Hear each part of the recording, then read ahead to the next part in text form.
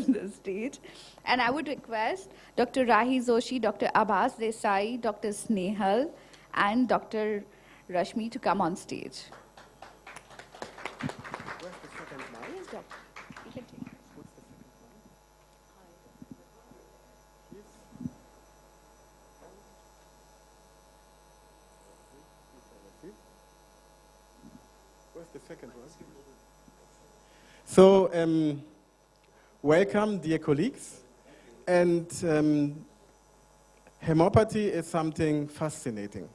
And in the introduction, you just heard that it was Dr. Hahnemann, a German medical doctor, who is called the founding father of homeopathy.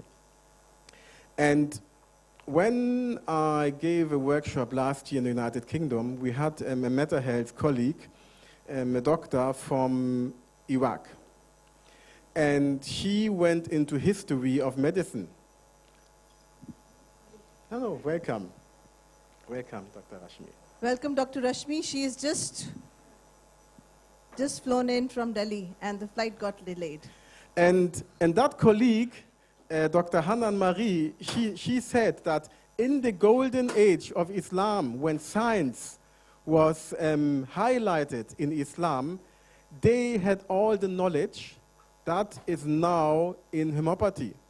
And because Hahnemann was suffering as a medical doctor to make a living, he was translating because he knew Old Greek, Latin, and also Arabic language.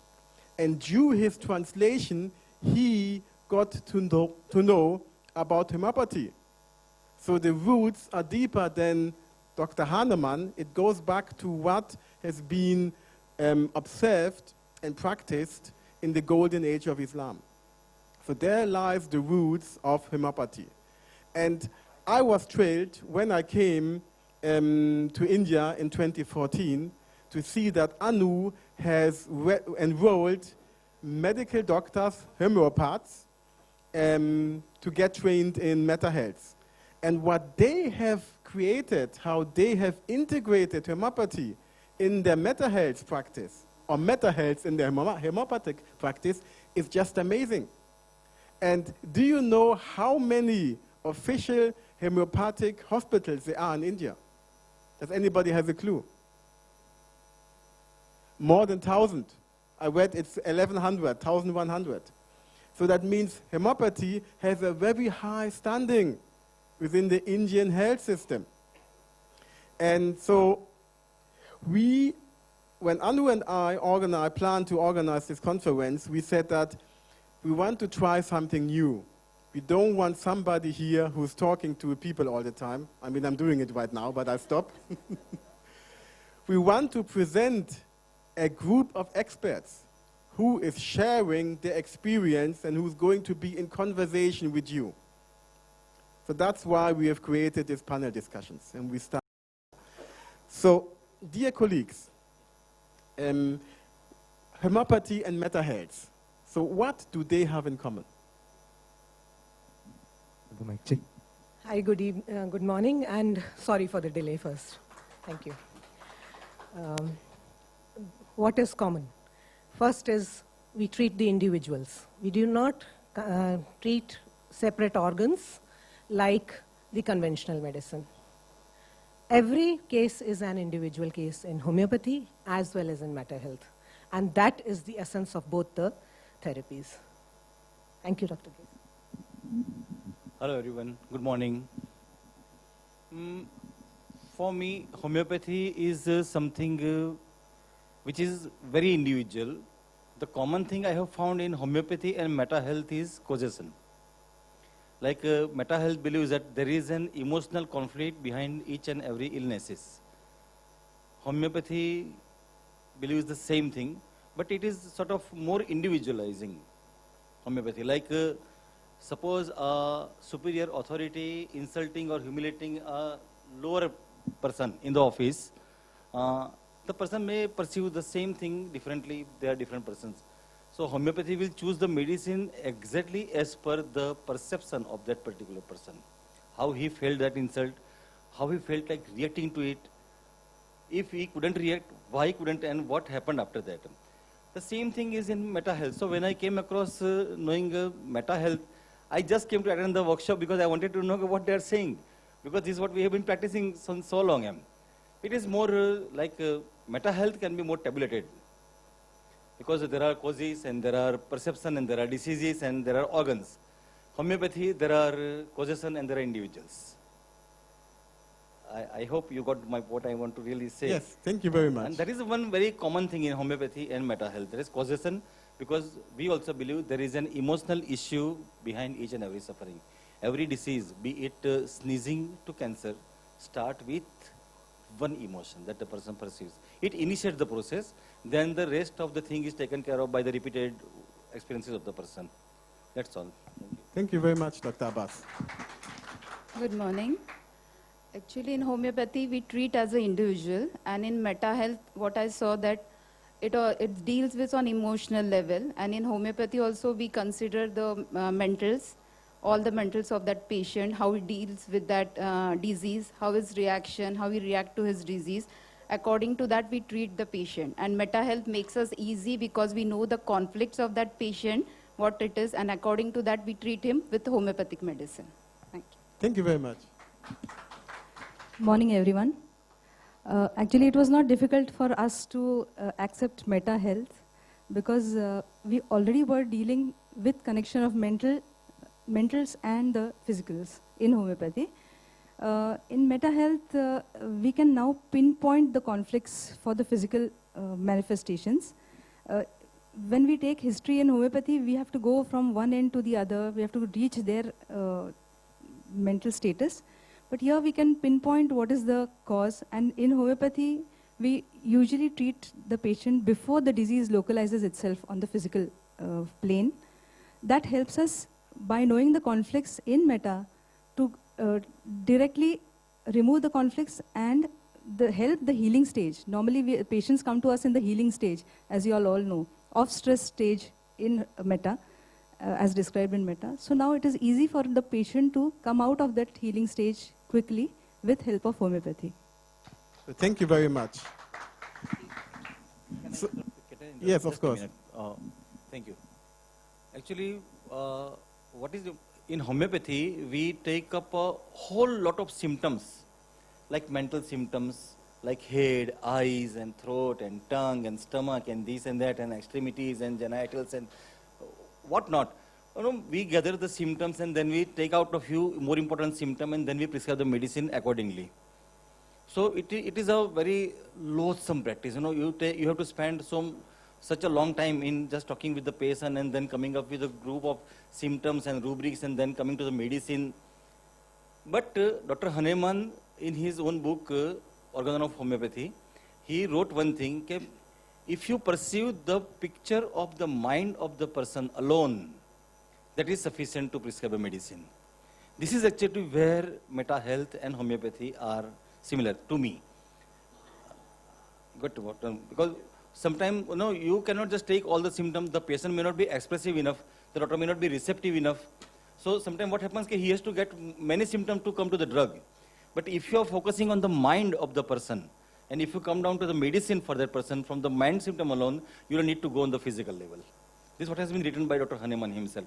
So this is what is strikingly common in, and the most important weight that is given on the symptoms in homeopathy is causation. The most important weight given to causation in homeopathy, same as meta health. This is what similarities I have seen in both these sciences. Thank you very much. Dr. Rashmi, I want to ask you a question. So when I met Dr. Rashmi the first time in 2014 and we shared about homeopathy and meta health, she showed me some of her cases where she made the documentation with photographs before, then the treatment and after. And I was just amazed. Thank you, So Dr. Chris. I would like to share, that you can share, how are you working? How do you all integrate this meta health knowledge in your work as a homeopath? I'll go step by step. For me, it was a very easy integration because of the fact that the philosophy remains the same. As I said, that individualization is an important aspect.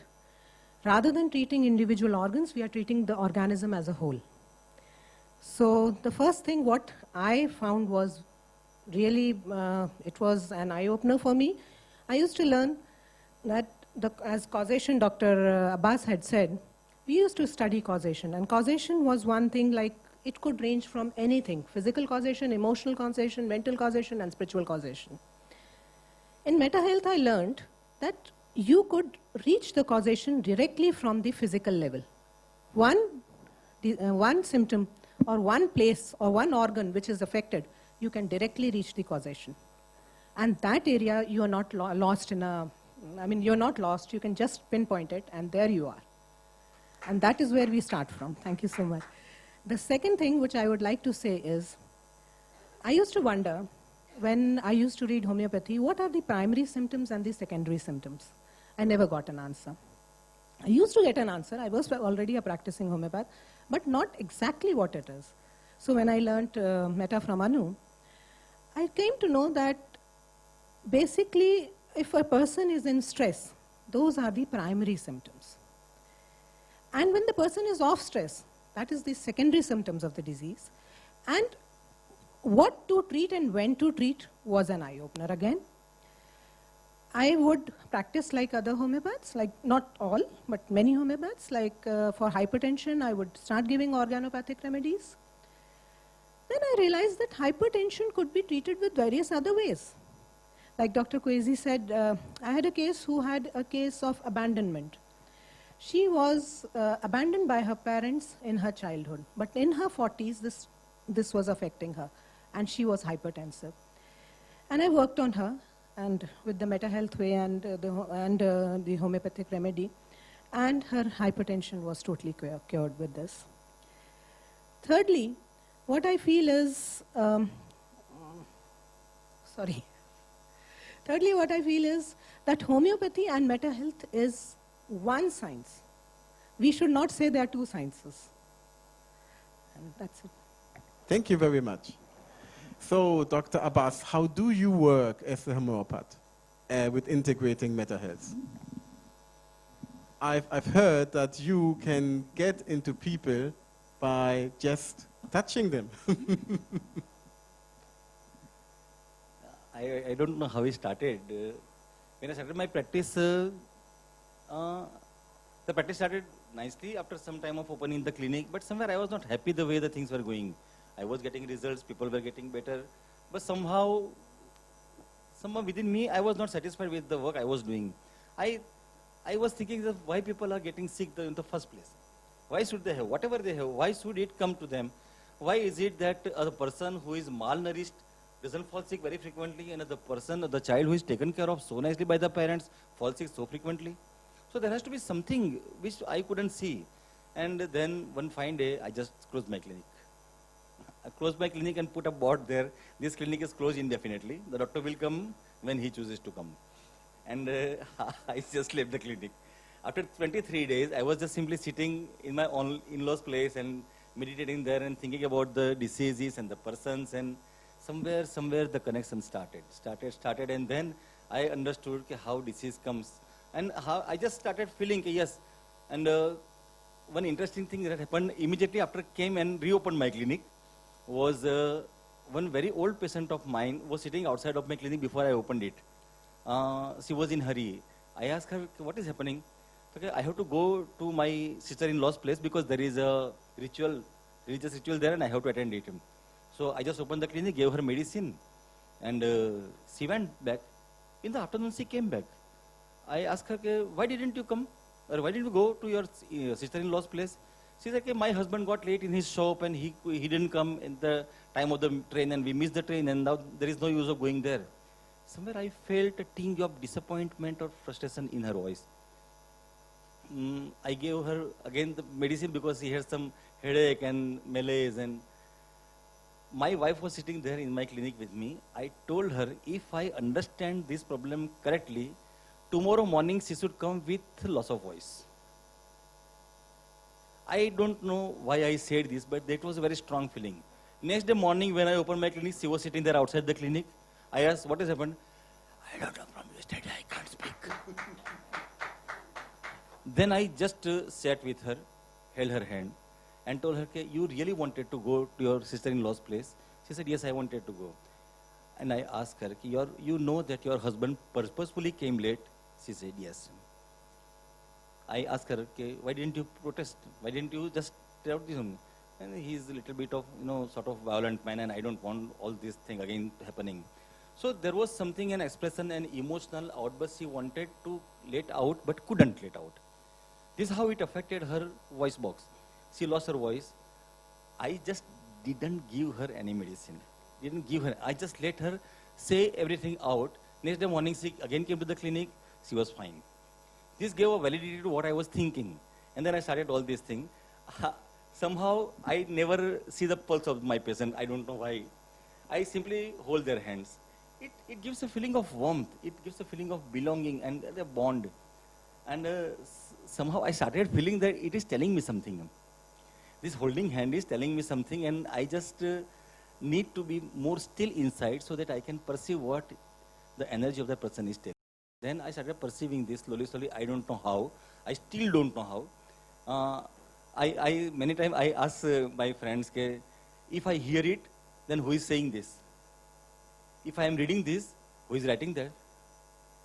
And I just don't know what is happening, but somehow the information comes and it is decoded by my own energy, and I know what is happening with the person, and I ask the person, and it is exactly that is the way it is happening. I just correct the energy, give the medicine that is given to me in my scanning, and the person is fine. That's fantastic. And So I have seen such a marvelous result. Even if someone just comes and asks me, what medicine did you give him? I can name any medicine. So that's fantastic what you're sharing, because what he said is that even though he had a successful clinic as a homeopathic doctor, he didn't find the answers to the questions he had. So he closed his clinic, meditated, and then something happened. And then you started just following your intuition. Exactly. And that's fantastic. See, I never ask, suppose I hold the hand of the person, the medicine comes, says arsenic alb. I will never ask how it can be arsenic. He has this and that. I simply follow the intuition. Good. And if I read the whole book on arsenic, nothing of that sort will be written there, but the person will be fine next day. That is one thing I have always seen. Wonderful. And one more interesting thing. Okay, I would like to share. Sorry, I am taking too long, but fine. Because homeopathy basically, because I have experiences. So You can see how enthusiastic he is about his work. homeopathy, actually, I still believe that if we are talking about medicine, Meta Health doesn't give any medicine. Correct. It gives therapies actually, right? Yes. So when we are talking about giving medicine and treating the person, homeopathy is the only branch of medicine. I'm sorry if I am wrong, but only branch of medicine that gives energy medicine to the persons. Yes, and that's why I intuit that homeopathy combined with Meta Health is going to be the future of medicine. Exactly. Because, if you give a medicine prepared from common salt, in laboratory test, you will not find any common salt, any sodium chloride in that medicine actually, because the energy of sodium chloride will be there in the medicine, not sodium chloride exactly. Thank you. So, if we believe that every disease is caused by an energy, then it has to be dealt with by an energy only. Exactly. You cannot tackle the energetic disturbance by physical substance or matter.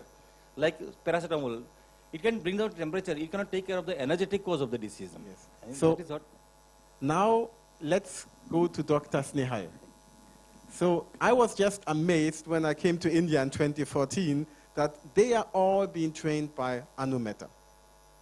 Yeah?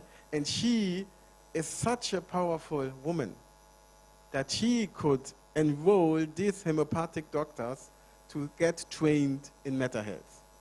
And medical doctors are sometimes very strange, or not?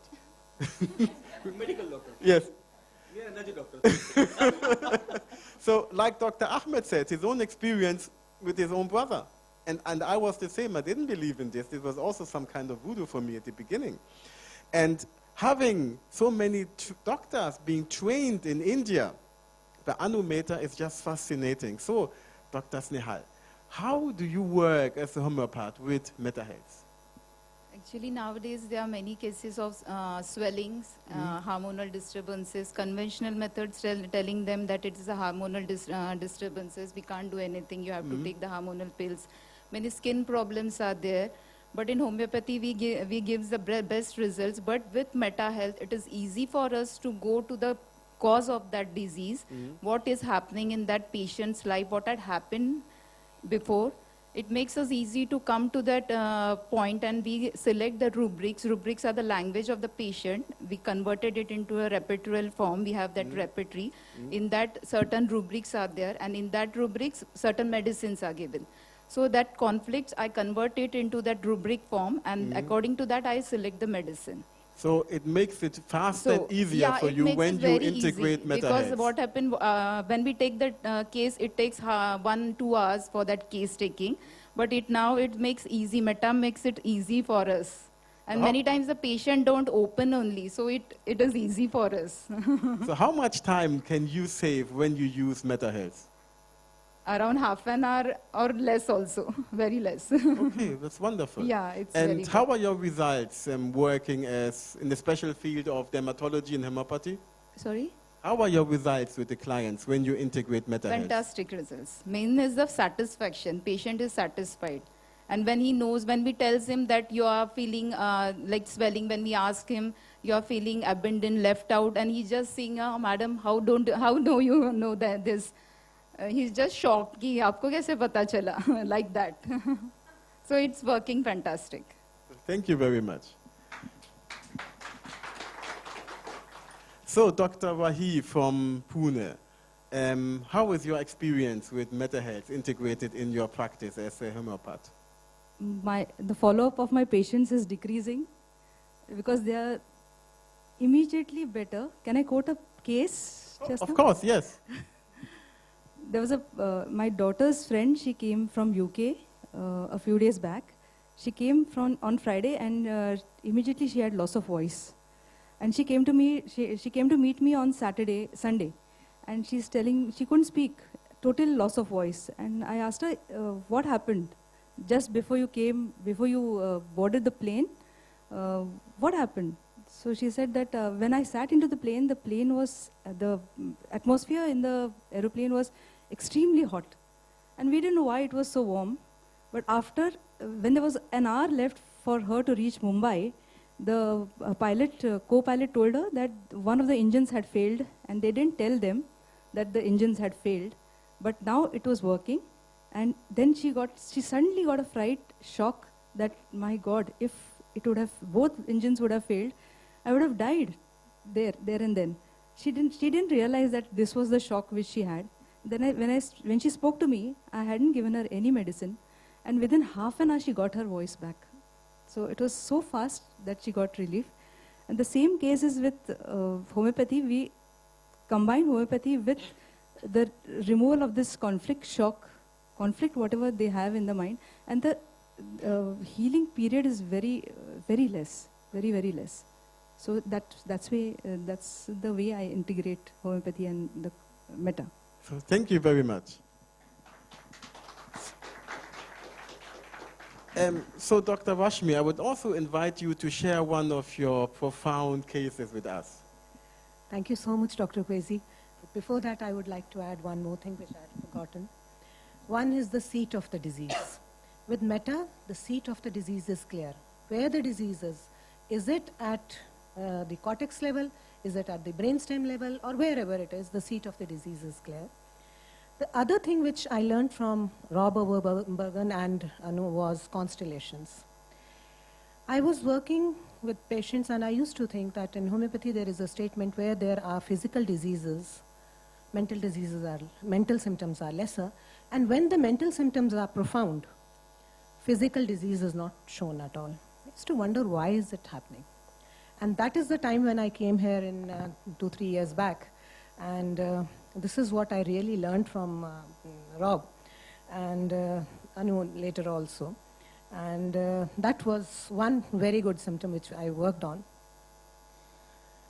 I fairly don't remember that case, but there is I'll be doing that in the later part of this.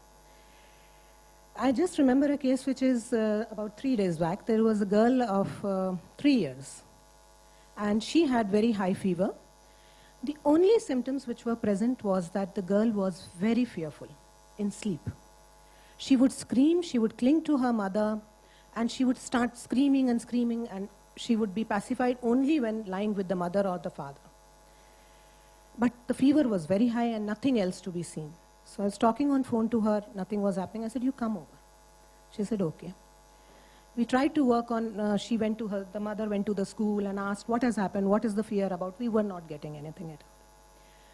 So what happened was, I said, okay, forget it. We know that there is a fear, and the child is very, very small to tell us also. So I just asked her, how is her stool? She said, the stool is in round balls. There's a medicine called opium. I just gave one single dose to the child, and I told the mother, okay, give me the feedback in the evening. That's it. We won't give anything else. And it's already been 3 days we've been trying to treat the fever. So she said, okay. She went back and she said, she comes from a very far place from about 30 kilometers from my place. She went back and she said, the fever has risen. I said, don't worry. There has to be a reason for it because the child's immunity is working. She said, okay.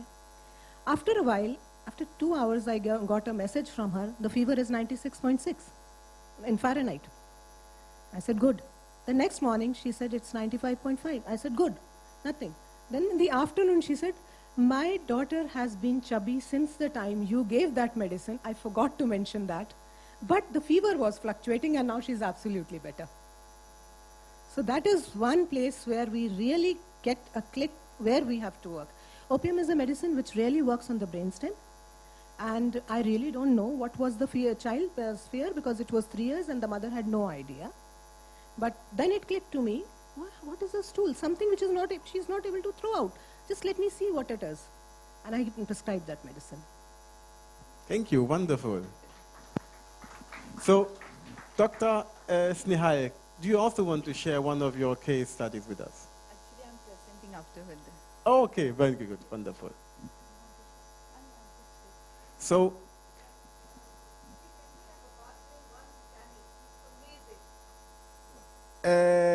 okay, so Shona, would you come here from Scotland?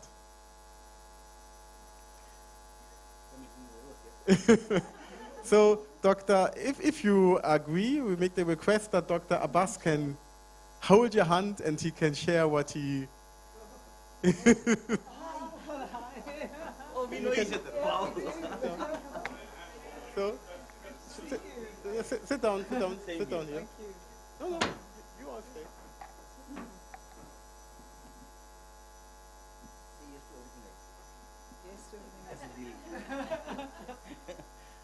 A dinner.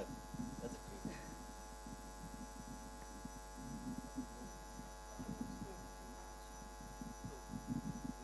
Come here.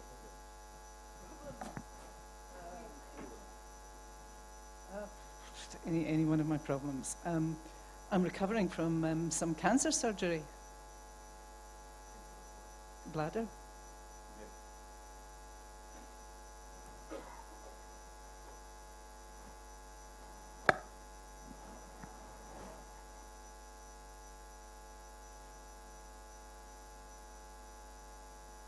What I'm feeling is, all the eyes looking. What is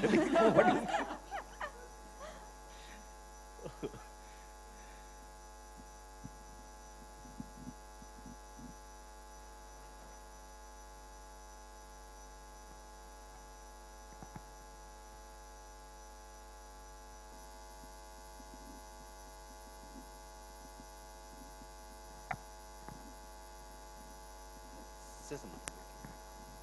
See, I just ask what is wrong with her and what she is suffering from. I usually don't ask because that sometimes makes you prejudice of what you may be getting the information out of that person. But whenever there is any disturbance at the energetic level or emotional level is going on, there is a predominant feeling of sadness in that person, first thing. And that sadness is so perceptible that immediately after holding her hand, my eyes started getting tears. The one thing that comes, it may not have anything to do with the disease or what, but it's gone, is a need to belong to someone. Like, many people in our life, but there is a feeling that makes us feel that yes, I belong to this person, be it a man or a woman or whoever it may be, any relationship. But the one thing I very strongly felt in her energy was a need to belong to someone. When she was belonging to so many persons, but there was no feeling of being belonging to that person within, from inside. And they said that it always takes a little bit more time to scan the energy. You just cannot just hold hand and then tell, oh, wow, this is, and that. It's not like, looking at the astrological figure and then telling us, hey, your Mercury is weak, so you are going to have this knee. It is sometime, and you need to have that climate. But I will definitely like to share one very important thing. And I'm sorry, Sona, because I just got sidetracked. There was a boy in my clinic who was 7 years old. He couldn't speak. He couldn't speak because he couldn't hear. Because he couldn't hear, he couldn't speak, because he couldn't know what people are talking about. So his parents brought him to me. I just held the hand of the boy for, I think, hardly 2 or 2.5 minutes. Sometimes the information comes so fast. In 2.5 minutes, I saw so much of so many things. Like I saw this boy in his past life, having a very strong feeling that I cannot communicate with this world. And there is no use of communicating with this world because no one really understands you. And he committed suicide in his past life, that boy.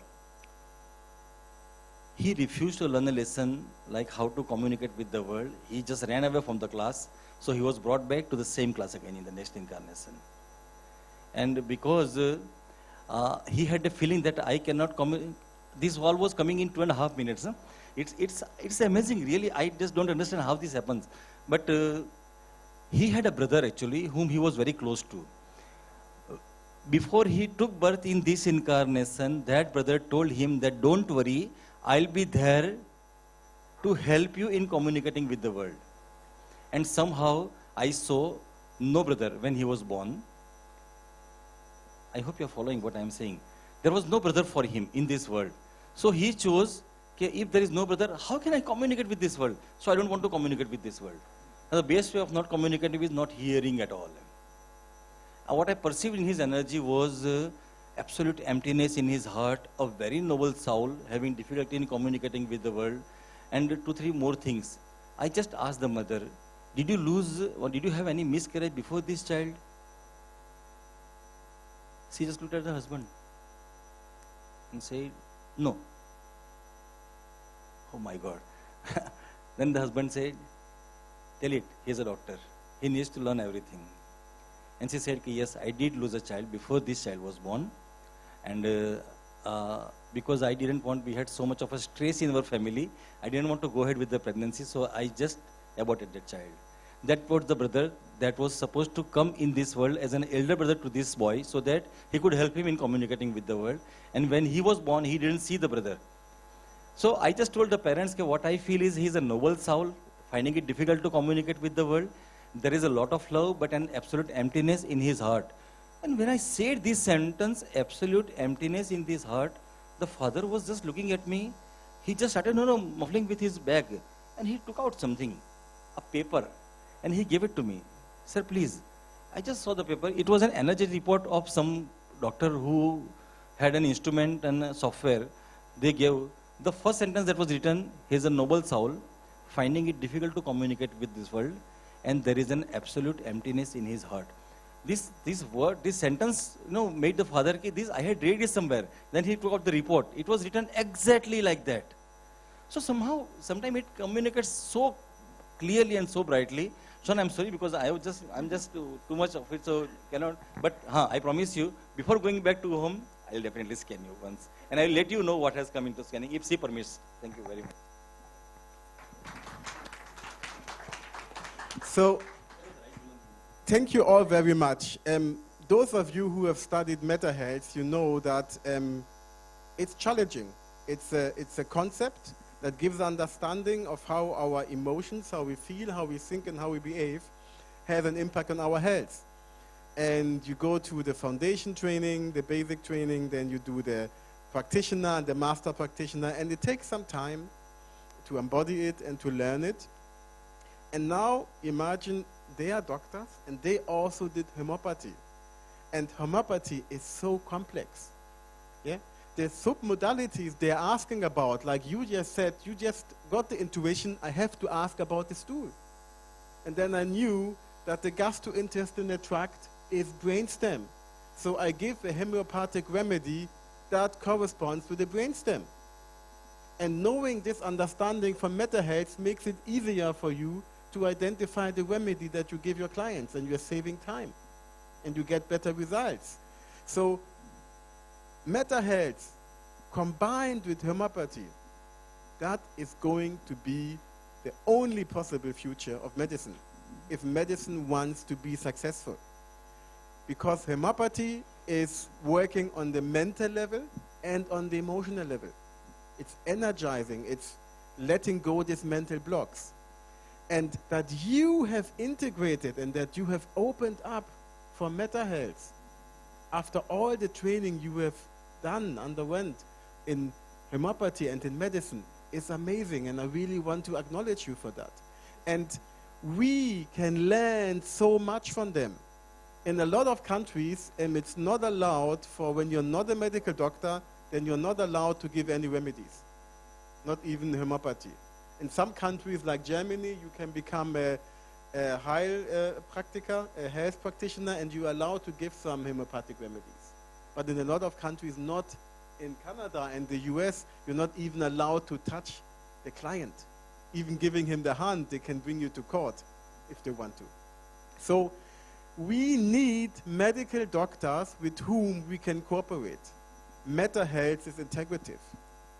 We include medicine, and we need a medicine that is listening to the people, that is seeing the people as a whole, the body, the emotion, the mind, and the spiritual. So thank you very much, and I'm going to learn from you how we who are not homeopaths can learn the essentials of homeopathy so that we can support the clients better. And the last thing that I want to share is, you've all done a lot of training.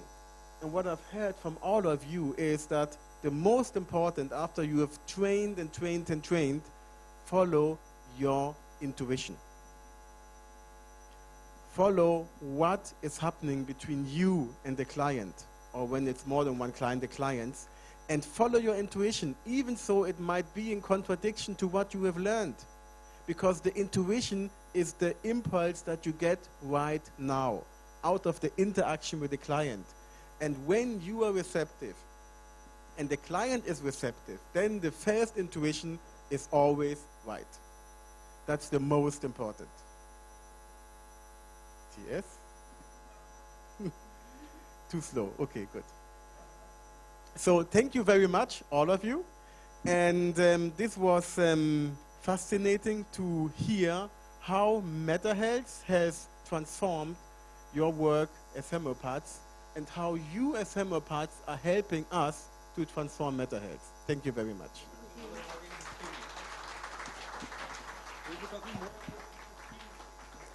Yeah, okay, good. Yeah. So I know we're over time. Thank you, Dr. Kwesi. Thank you very much for the discussion.